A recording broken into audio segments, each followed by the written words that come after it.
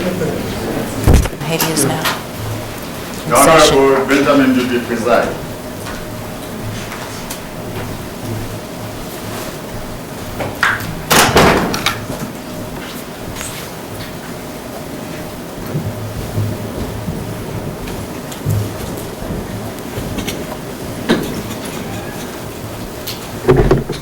The International Tribunal on Haiti is now in session.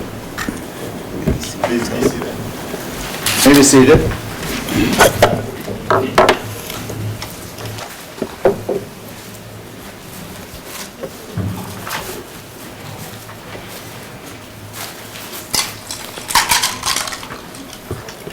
The second session of the International Tribunal on Haiti is hereby called to order.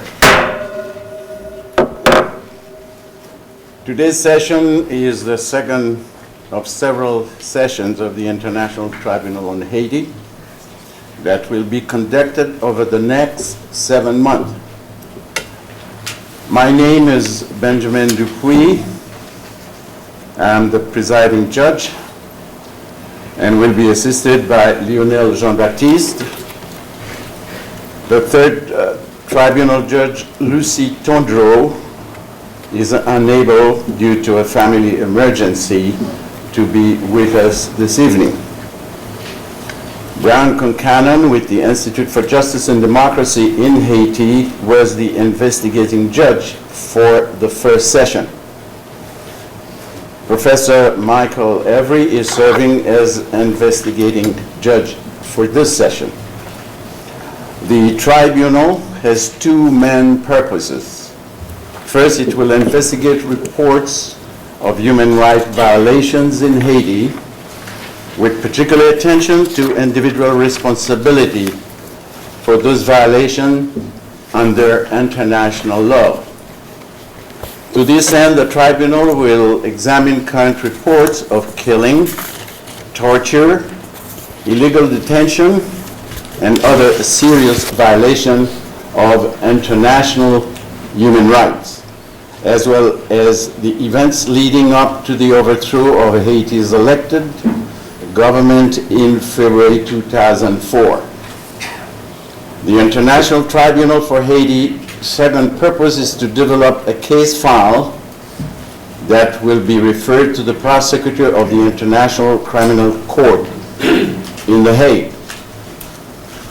The tribunal has been assisted in its work by a Blue Ribbon Commission of Inquiry led by former U.S. Attorney General Ramsey. The commission will be empowered to conduct all necessary investigations, including visits to Haiti and interviews with the witness and victims in Haiti, the U.S., and other countries. The tribunal will convene additional sessions throughout the United States and, if possible, in Haiti. All of the sessions will present eyewitness and expert testimony, which will be collected in the case file. At the first session in September in Washington, D.C., the following defendants were convicted: Leon Charles, Juan Gabriel Valdez, Lieutenant General Augusto Eleno Rivera. This evening's opening session will present a report from the Commission of Inquiry, the indictment of the defendants, as well as testimony from eyewitnesses and expert witnesses. As with the United Nations International Tribunals, our procedure is a combination of continental and Anglo-American legal traditions.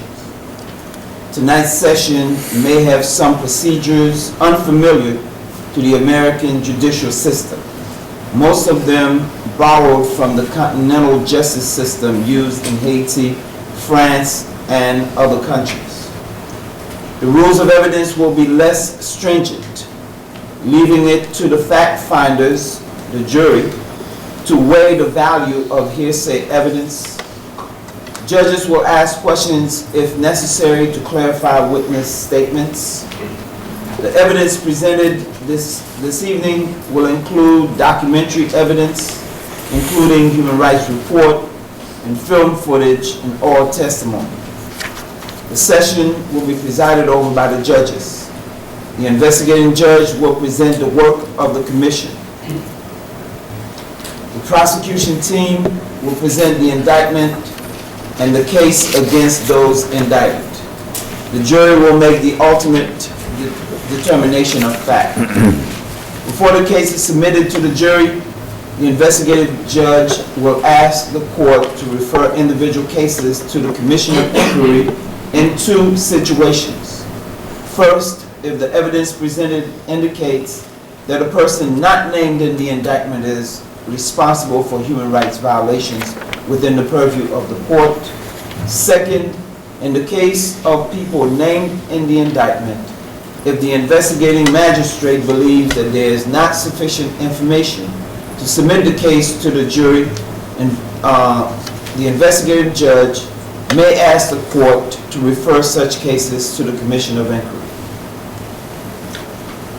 The foundation for this evening's session is the tribunal indictment prepared by the prosecutor based on information provided by the investigating magistrates.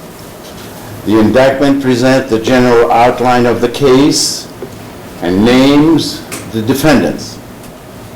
The defendants have all been notified and invited to appear this evening for counsel. The investigating magistrate for the session is Professor Michael Avery.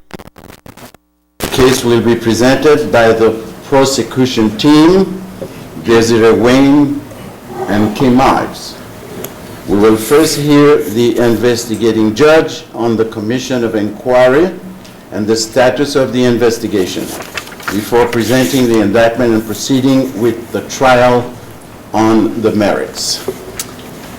At the first session, this court convened a commission of inquiry to investigate further the allegations presented in the indictment. Members of the commission are here today to report to the court. First, Attorney General Ramsey Clark. General Clark.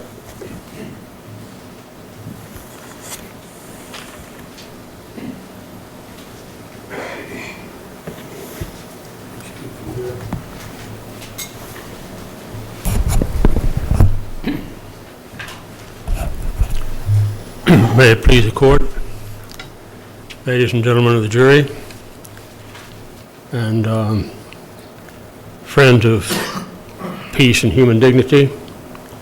I apologize for being out of uniform, but in the 4 weeks since we completed the last round of investigations in Haiti, I've been on separate trips in the Middle East and Argentina, and then back to Yugoslavia, and twice to Washington, once to the West Coast. All my shirts are dirty.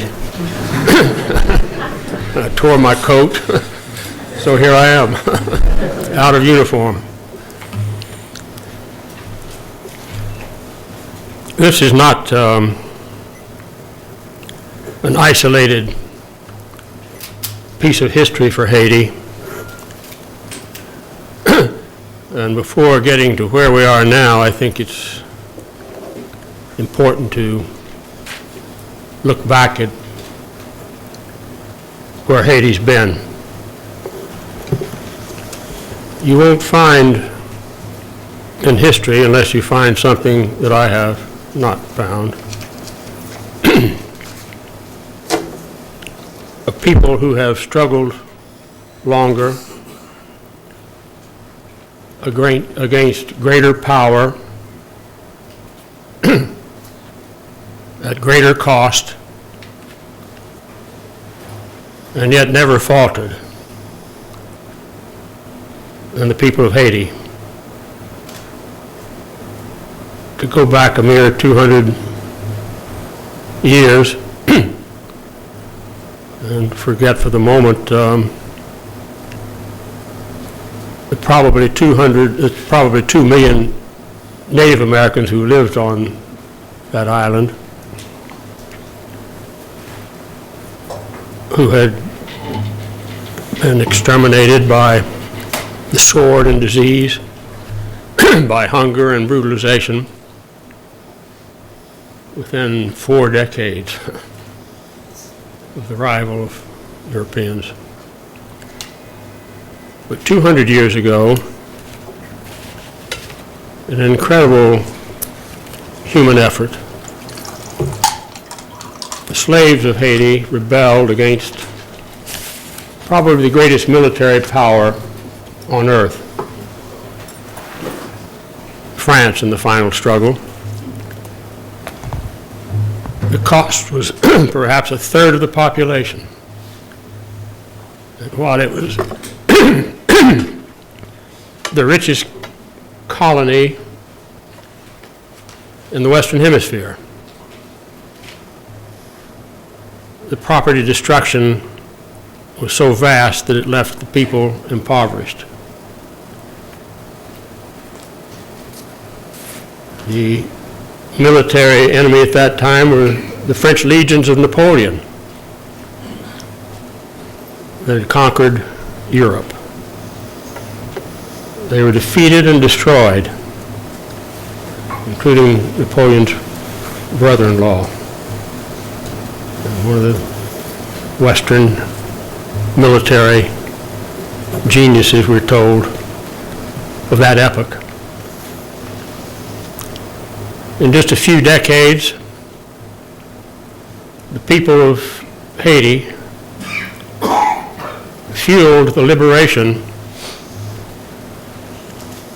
of northern and most of western South America. Simón Bolívar, who had fled the continent of South America, who had been rejected and ejected by Jamaica,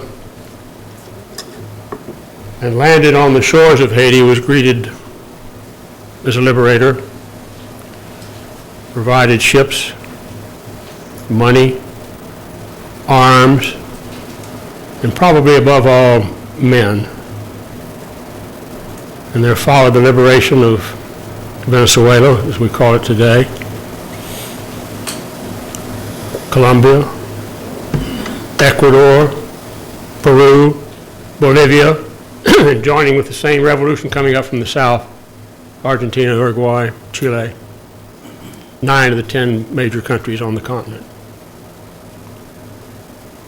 for which those people are all beholden to Haiti, if they only knew it. Yet as I travel the world today, and it hurts very much to say this, but I think it's perhaps our greatest challenge, I find very little knowledge and less concern about Haiti than any of the other countries suffering as it is on the planet today. The attention, the concern is almost uniformly elsewhere. When you ask people what's the most recent regime change, it's one of those ugly phrases that doesn't begin to tell you the horror of what's happened. What's the latest regime change at the instance of the United States in the world? Practically no one says Haiti, in my experience.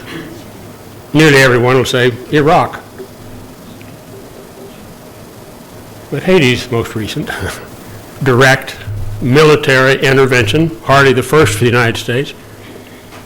We've occupied the country directly for decades in the last 100 years,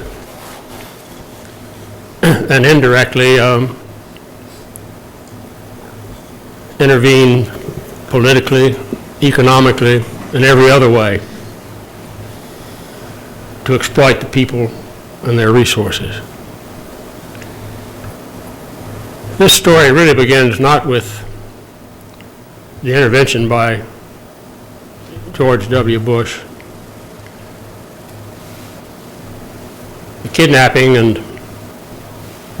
forced departure of President Aristide on the 28th of February, 1st of March, roughly 2004, followed by a war of aggression, the supreme international crime, according to the Nuremberg judgment. This particular piece of history probably begins most appropriately back on Beethoven's birthday in 1990, when John Bertrand Aristide was elected by an overwhelming majority. I mean, you have to wonder if the election could have been fair for the people of Haiti to be its president. Several efforts to assassinate him at that time. He was feared precisely because the people believed in him and trusted him, because he came from them. He was of, by, and for the poor. He understood what Gandhi meant when he said that the greatest genocide is poverty. And he knew that his people were the poorest in the Western Hemisphere, economically, by a considerable margin, with the most unique culture, the most African race, and the greatest prejudice internationally, and Uncle Sam hovering over them constantly. He was installed on that famous day, February 7. But on September 30, he was removed by force. When Baby Doc left, it was on an Air Force, U.S. Air Force plane. He was flown straight to the Riviera. And he's lived there on the wealth of Haiti ever since. Aristide escaped with his life. There was every belief and intention that he not escape alive. He was brought back in what is called a move of some integrity by the Clinton administration, but if you examine it, he was held in the United States for more than 3 years. He was brought back with only a year of his 5-year term, and on the specific stipulation that he would not run for re-election. So in fact, it was a part of ousting him from office until his most recent election. George Bush, with a wave of the hand, said, Aristide has to go. At that time, George Bush hadn't been legally elected to the presidency of the United States. But a man who held the hearts of the people in Haiti and was elected by the overwhelming majority was removed and sent to the Central African Republic, a country that even people who, like me, spend lots of time on the African continent have difficulty locating on a map. That crime can't be ignored.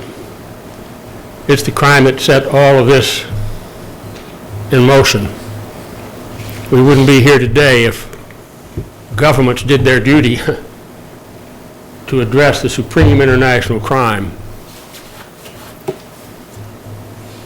But President Aristide came back. In his first election, we ought to remember that the major opposition was heavily financed by the United States government. In his autobiography, Aristide outlines the extent to which Marc Bazin was financed. The United States believed that in Haiti, as in the United States, you can win elections by money and probably no other way, being a plutocracy rather than a democracy. When Aristide was first driven from the country, essentially by the will of the United States, if not the force of the United States at that time, the first new prime minister was Marc Bazin. He didn't last very long. People wouldn't accept him. He's running again, as we know, 15 years later. This time, after the kidnapping, violence has reigned. The United Nations, which has been abused and misused by so many occasions. I believe in the United Nations. I believe it's essential to end the scourge of war. I believe people who want peace and want respect for every man, woman, and child on earth have to work to have a United Nations that's fair and just. So it pains me enormously also to have to indict the United Nations. But when you see what's happening, it's permitted itself to be used. The United States forces are overemployed elsewhere, and they wanted out of this one. And they were able to bring UN troops in. They're not UN troops, though. More than 8,000, about 8,400 now, as I understand it. And they're brought in, they're set in geographic separately areas. Each one is like a foreign country. It may be Brazil, maybe Ecuador, Peru, lots of neighbors, that is, from the hemisphere, at least, policing whole areas. They're not peacekeeping forces. They have no sense of obligation to the United Nations. They come from elite units in their own country. Many trained at the School for the Americas in the high arts of killing and torturing. And they do what they're trained to do. And they are systematically killing people that come from areas, and they're pretty easy to find because they're big, and there are lots of poor people there that overwhelmingly support President Aristide. Because you can't exterminate that commitment, you can't control the country. When we were down there during the second week of October, we interviewed about 50 witnesses. Heartbreaking interviews of absolutely beautiful people who suffered beyond anything that human decency should ever tolerate or accept. They were carefully protected, and their careful protection needs to continue. They told their anguished stories forthrightly and with courage. The authenticity of the witnesses is unquestioned in my judgment. The way they would corroborate each other made it clear they were telling the truth, and the brutality with which they were inflicted is not the random violence that you see in Iraq or Afghanistan. It's deliberate execution, very much as you see in Palestine, if you pardon the reference, where you come in to take out specific enemies that you believe are involved in opposition to you in an effective way, and with them 15 or 20 other people, incidentally, who happened to not stood in bed that day, or maybe stood in bed and got killed because they were in the wrong bed. I'll just tell you briefly of one young woman.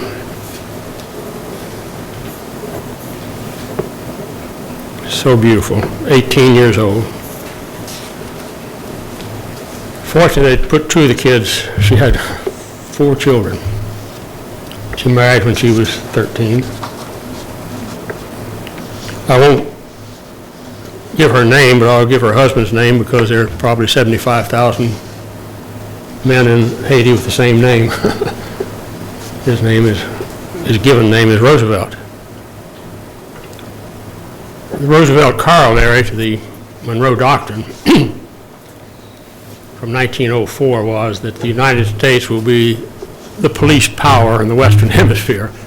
And when things aren't going the way it wants to, it can send its military, Marines, or whatever is the proper unit for the circumstances, and then take charge.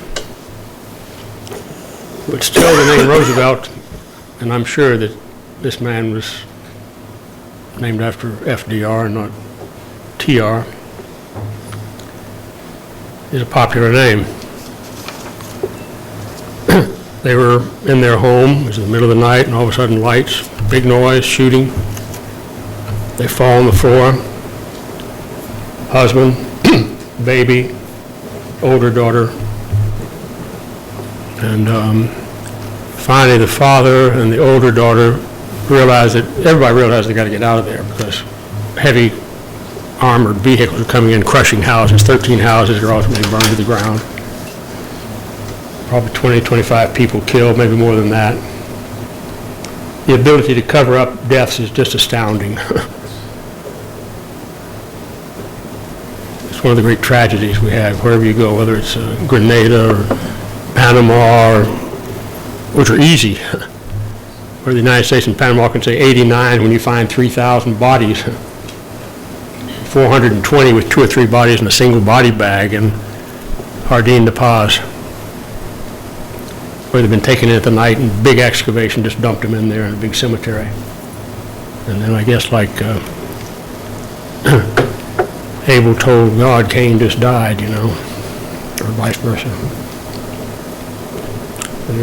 Cain told God. The husband and the older daughter make a break for it, and for no reason they're shot and killed. I mean, what are they doing? They're running for their lives. Shot and killed.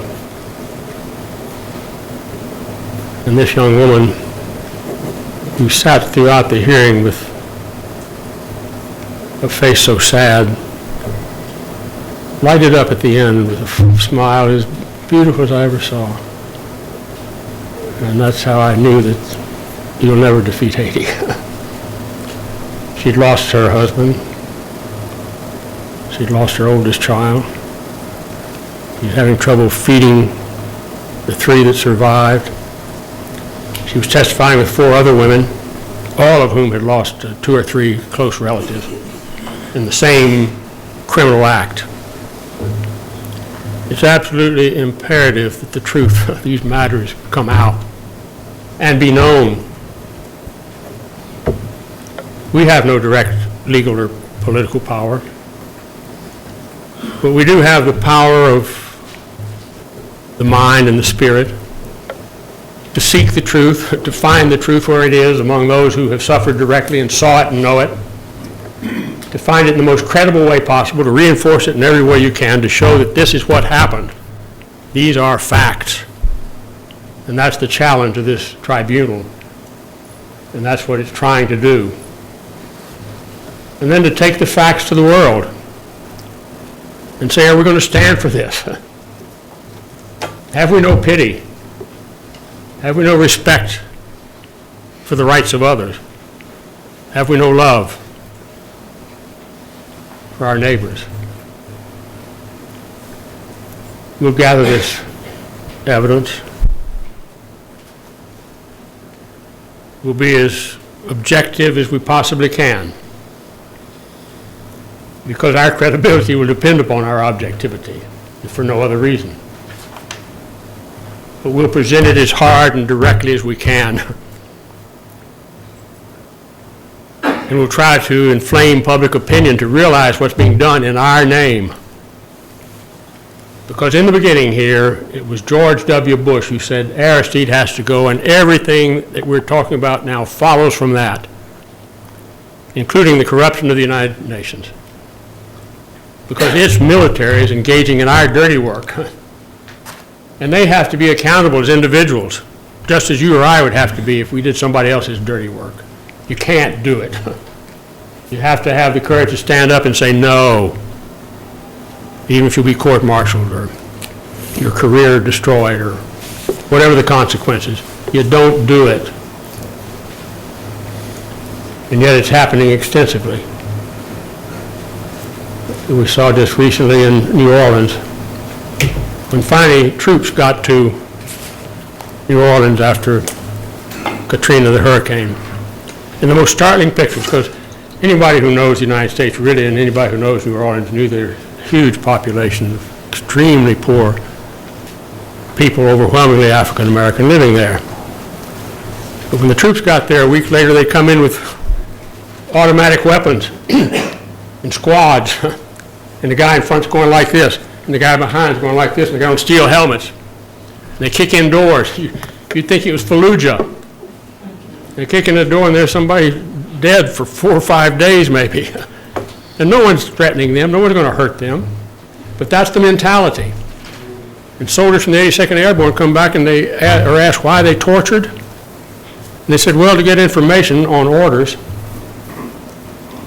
and for fun. Well, God help us. We better come to grips with ourselves.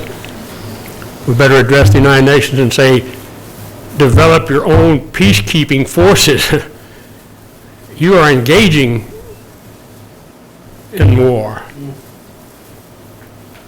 in the scourge of war, and you've got to stop it. Your whole purpose and your charter. And you have to recognize the equal sovereignty of every man, woman, and child on earth, which is the principal purpose of the UN. So we have a big responsibility. From this story in Haiti, we can hope to bring back to Haiti what it's long deserved and not had for a couple of centuries. But spread that same spirit and the new Bolivarian revolution, which will help Haiti as Haiti helped South America to find peace and freedom for all. Thank you.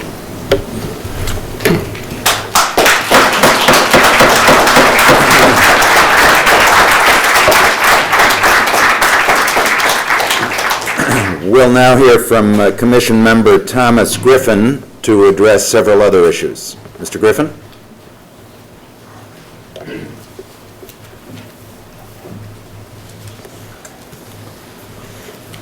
Thank you, judges, the prosecutors, and members of the jury, and the public. Before I start, just would like to tell everyone that I'm a graduate of this law school, and I'm very proud that this school is hosting this event, my school, and proud to be here.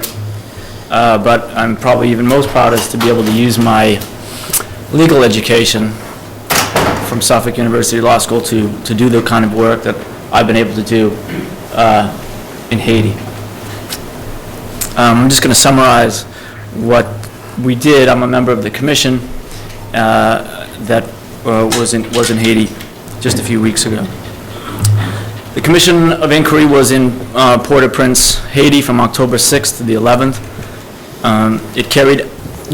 We carried with us dozens of credible accusations of human rights atrocities that were perpetrated by the de facto government and the United Nations Armed Forces against the impoverished majority since the violent ouster of the elected government on February 29, 2004. We sought to investigate allegations in order to substantiate them or refute them, and gathered information on additional crimes. The Commission examined over 50 victims and witnesses, interviewed police and multinational force leaders in the chain of command, and visited pertinent sites throughout Port-au-Prince. Whenever possible, the interviewees were filmed, tape recorded, and photographed. The Commission also gathered documentary evidence, photographs, and film footage from Haiti that has been obtained for others over the past 20 months. Among other things, the Commission interviewed Haitians from Cité Soleil, Bel Air, Solino, Canapé Vert, Grand Ravine, and Matissan. We inspected the Haitian National Penitentiary and observed the activities in police stations and local jails. We met with the newly appointed chief of the National Police and leaders of the United Nations forces who now occupy Haiti with approximately 8,000 heavily armed police and soldiers. We observed and interviewed rank and file members of the police and the UN forces as they worked and interacted with Haitian citizens. We now present substantial evidence that the Haitian National Police and the United Nations forces, often working in tandem, have arbitrarily arrested thousands and attacked, injured, mutilated, and massacred the populations in the poorest neighborhoods. The police, too, have begun to recruit and work with civilian bands of attachés that rampage with machetes. Rather than provide an atmosphere of justice, peace, and security, the Commission found that the Haitian police and parts of the United Nations forces have eschewed peacemaking and dialogue and become violent arms of an imposed and de facto government. As documented here and tonight, it appears that the violence perpetrated in these neighborhoods and against these people, including women and children, are specifically designed to stifle dissent and to punish those who dare to speak and march for freedom, justice, and popular government for Haiti. We have observed that the chosen method is, along with the help of the Haitian media and the United States media, to dehumanize, criminalize, and demonize the very poorest people. Indeed, due to the growing number of killings and arrests as the months have passed, the government, the de facto government of Haiti, has substantially reduced the quantity of citizens who would otherwise be able to be free and choose their own government. Thank you.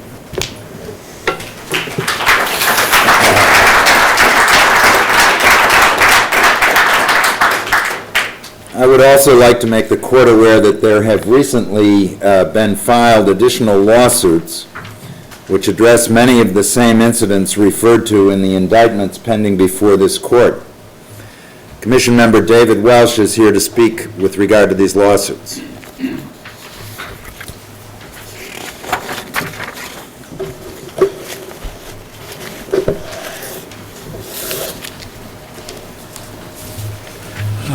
Ladies and gentlemen of the jury, judges, and members of the Boston community.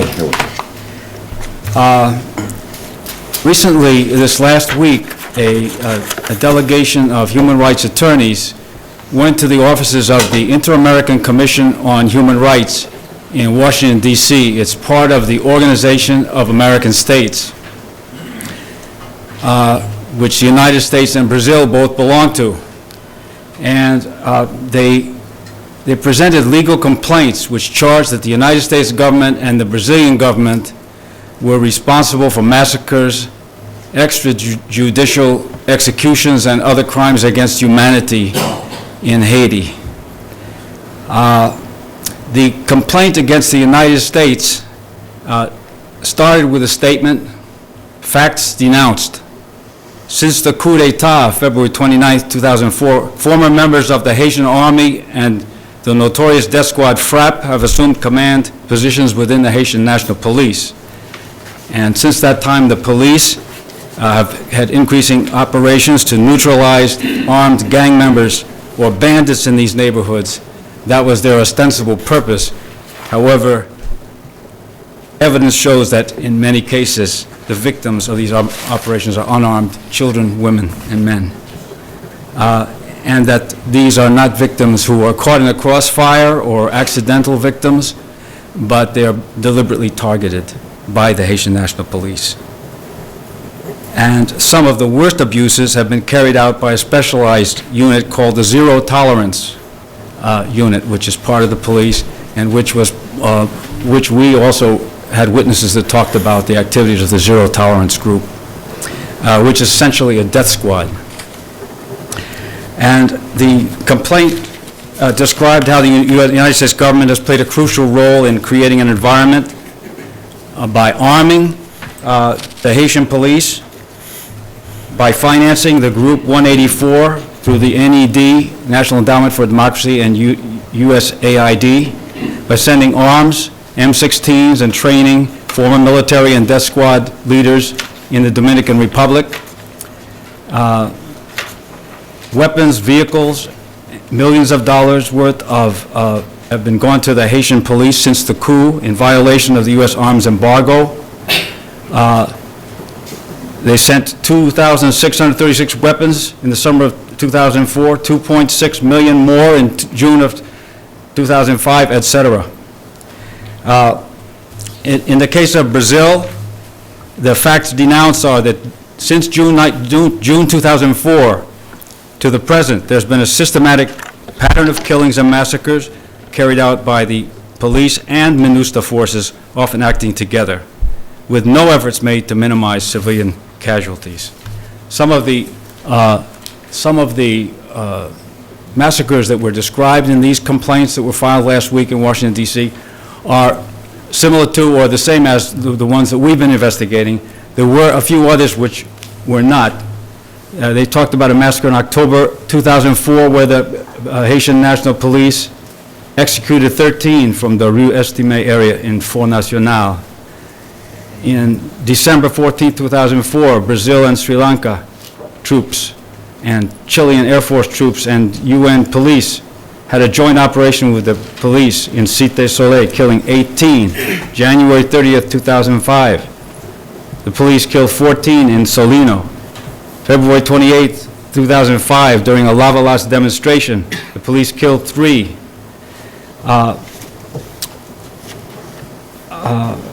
In April 27th, 2005, the demonstrators were trying to march in front of the MINUSTA, the UN military headquarters, and they shot directly into the crowds, killing 9 and injuring badly 17. June 4th, 2005, police and civilian, UN civilian personnel, police personnel, joint operation in Bele, killing 25 women, children, and men, burning 13 houses. June 29th, 2005, MINUSTA forces, that's the UN, killed 7 in Bel Air. Brazilian troops at that time shot and killed a man who was an invalid, a middle-aged man sitting unarmed in his wheelchair. They burst into his courtyard and shot him in the head. And then there were a number of other massacres which the witnesses are going to talk about today. Thank you.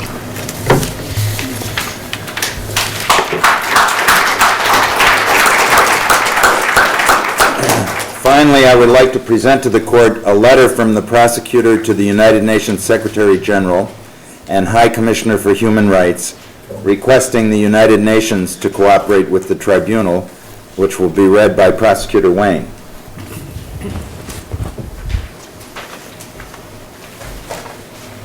And the letter was addressed to Kofi Annan, to Luis Arbor, High Commissioner, Office of the United Nations High Commissioner for Human Rights, and to Mr. Leo Mayoress, who is the Chargé d'Affaires, the representative of Haiti to the United Nations. Madam and gentlemen, as you know, the people of Haiti have been victims of horrible police and military violence. On September 23, 2005, at the opening session of the International Tribunal on Haiti, the former Director General of the Haitian National Police, Leon Charles, and the former United Nations Force Commander, Lieutenant General Augusto Heleno Ribeiro Pereira of Brazil, and the present Special Representative of the United Nations, Juan Valdez of Chile, were convicted of violations of Haitian law and international law, including crimes against humanity and murder. The verdicts of the tribunal and other evidence will be used to generate a case to be referred to the International Criminal Court. I attached a copy of the indictment to the letter. All of those indicted, including MINUSTA officials, received a summons to appear before the International Tribunal on Haiti. However, none responded. The tribunal, through its Commission of Inquiry, which was led by former U.S. Attorney General Ramsey Clark, has conducted fact-finding inquiries in Haiti and in the United States. In Haiti, the Commission did receive the cooperation of Mr. Mario Andresal of the PNH, the Haitian National Police. Unfortunately, MINUSTA and CIVPOL officials were not as cooperative. The Commission will continue to investigate reports of human rights violations. The second session of the tribunal will be held on November 19, 2005 in Boston.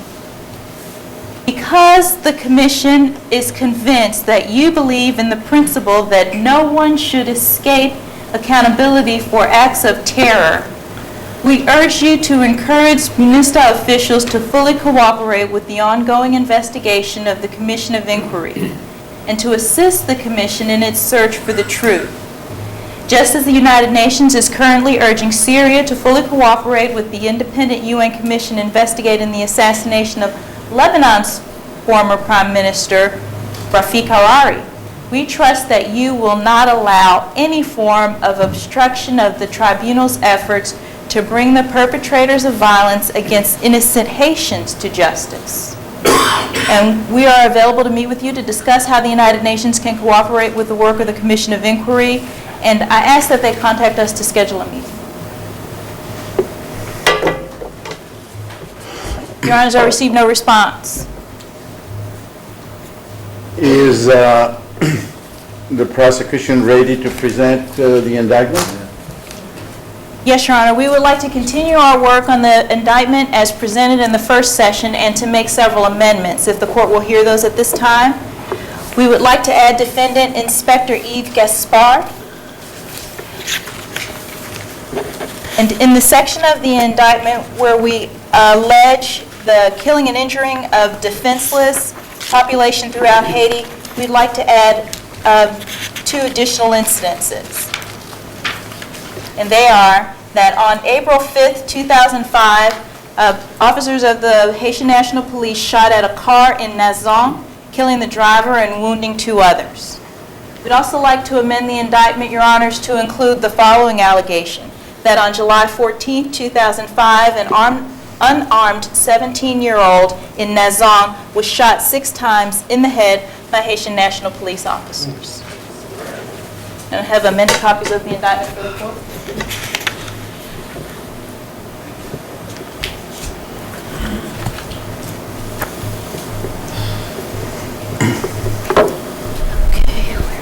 Is the prosecution ready to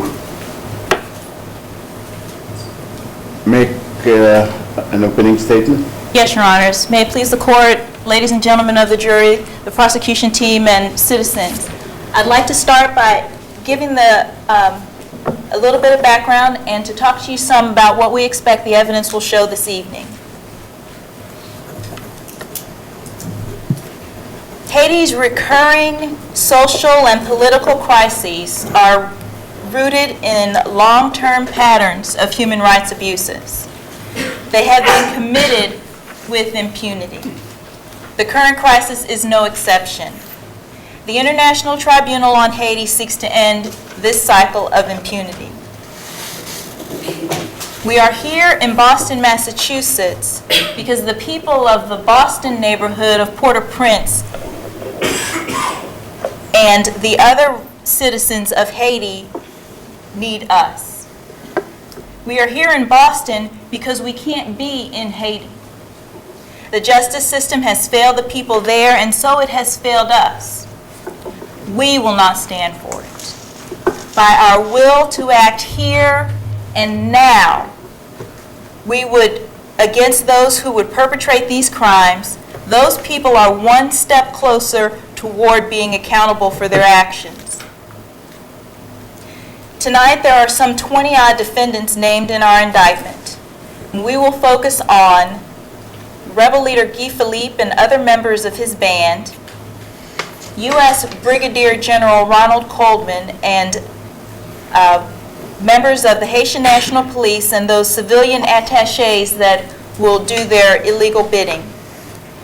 We will focus on, though there's quite a list of 15 or so instances in our indictment, we will focus our attention tonight on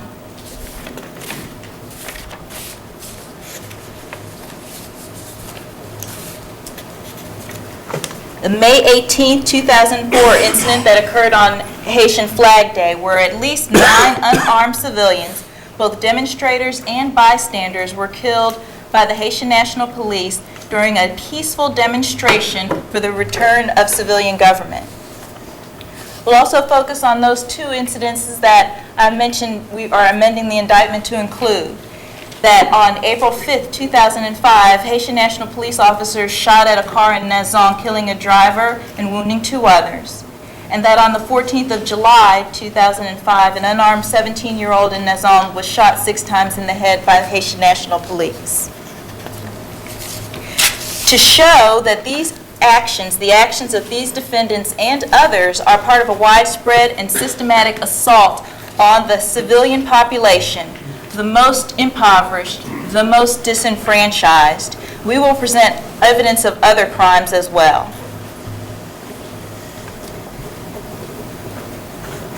Ladies and gentlemen, the truth will be known. Today, now. We will not stand for it. We will not stand for it to happen in our name. This is the evidence that will be presented tonight. It will stick with you. It will become part of your hearts. And we were going to ask you not only to convict the defendants that we have charged, but to go out and to tell everyone you know what happened here today.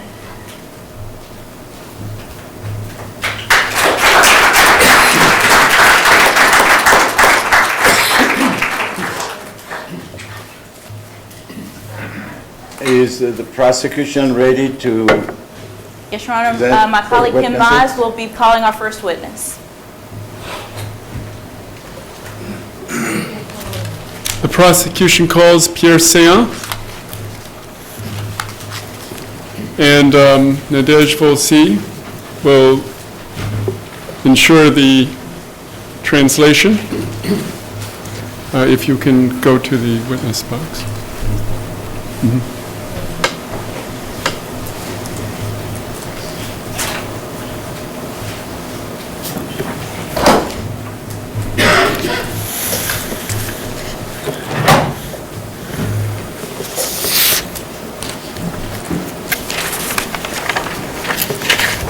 With your right hand, you swear to tell the truth, the whole truth, nothing but the truth. Est-ce que vous dites toute vérité, seulement vérité? Oui, mon père me dit toute vérité de tout ça que je connais. He will tell the truth of everything that he knows. Thank you. Can you tell the court your full name? Est-ce qu'on peut dire la non? Non, moi, c'est Seant Pierre Léonce. And can you tell us, try. His name is Seant. Seant Pierre Léonce. And can you tell us what was your employment in Haiti prior to the coup d'etat of February 29th, 2004? Est-ce qu'on peut dire qui peut travailler avant coup d'État et Could you, excuse me, procedurally, the translator, you must say it loud enough for the jurors to hear. Okay. Yeah, perhaps you can hold the microphone closer to your.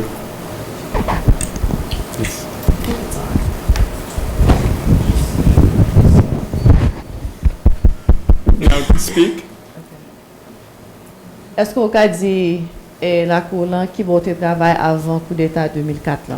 Moi, je travaille dans le palais national en mai 2001 pour arriver jusqu'à 29 février 2004. He worked at the National Palace starting May 2001 until Février 2004, 29 février 2004. until February 29th, 2004. And why did you leave the palace on February 29th, 2004? Pour qui ça a été quitté palais en 29 février 2004? Moi, j'ai quitté le palais à 29 février 2004.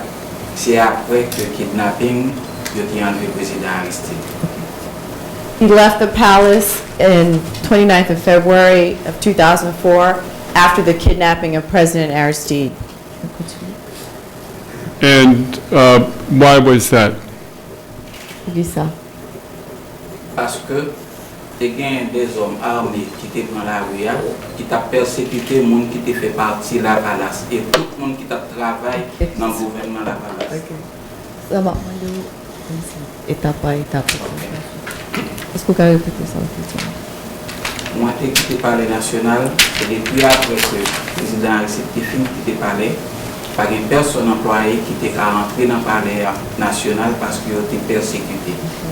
He left the National Palace after Aristide was forced out, and no one that worked at the palace was allowed to enter due to the persecution that was taking place at the time. And at what point did you leave Haiti? Qui l'a quitté Haïti? Moi, j'ai quitté Haïti le 11 avril. He left Haiti the 11th of April 2004. And why was that? Pour qui ça? Moi, j'ai quitté Haïti parce que je était persécuté. He left Haiti because he was being persecuted.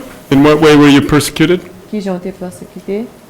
Moi, j'étais là car moi, j'ai gagné au moins 4 hommes armés qui étaient venus dans une machine, dans une prison, qui étaient venus demander pour moi. He was at home, and there were at least 4 armed men that came in a cruiser that came in search of him. And what would they do if they found you? Qui ça t'a fait si vous t'es joint nous? Là, ils ont demandé pour moi, je suis un cousin qui était dans le cas là, ils m'ont dit pour qui ça, ils ont besoin de Pierre Séan. Ils ont dit, He had a cousin at his house, and he requested, why do you need to see Pierre Séance to the armed men? cousin m'a dit, il n'est pas là, mais si nous avons un message pour lui, nous sommes capables de quitter la commission, qui est-ce qui a besoin de Pierre Séan? His cousin said that he is not here, but if you would like to leave him a message and who is asking for him, you can do so. And from that, you understood what? Et de là, qui sont te comprendre? De là, monsieur a fait, d'après sa cousine m'a dit, monsieur a fait 30 minutes pour être devant Chita dans la machine. De temps en temps, il descend, il demande pour moi, il y a un camping de machine, il y a un qui Chita sur le chauffeur. Basically, the 4 armed men, they waited 30 minutes in the vehicle. The armed men waited 30 minutes in the vehicle. Some were standing by the car. There was one man that was sitting at the wheel and constantly checking to see on Pierre's whereabouts. Was it your understanding that these men wanted to kill you? Est-ce que vous te comprenez que moun sa te besoin de tuer? Bon, là que monsieur a demandé, moi, il vient aller, il dit à retourner. Par la suite, il retourné dans la souhait, il n'a pas joint moi, il a tiré sous Kaila. Ça a commencé à menacement. So, basically saying that once they didn't... Est-ce que vous pouvez répéter encore? Oui, là que il est venu, il est fini aller, il est retourné dans la souhait. Wrong stuff. So they returned in the evening in searching for Pierre again. Et pour me continuer. Ok, il n'a pas joint moi, il a tiré sous Kaila. They couldn't find him. Senti qu'il y a une menace. They couldn't find him, and so they started to shoot at the house. And from that point on, he basically assessed that he was being menaced, he was being threatened. So it was after that incident that you left Haiti? Est-ce que c'est après incident ça ou quitte Haïti? Non, après incident ça, mon coco quitté moi, aller à un ami la boule. No, after that incident, he didn't leave Haiti. What he did, he went to a friend's house in La Boule, Haiti. And how soon after that event did you leave Haiti? Et qui l'a quitté Haïti après l'incident ça? J'ai quitté Haïti le 11 avril. J'ai quitté dimanche Pâques. He left Haiti the 11th of April, Easter Sunday. And where did you go? Qui bot allé? Moi, je suis rentré aux États-Unis, New York.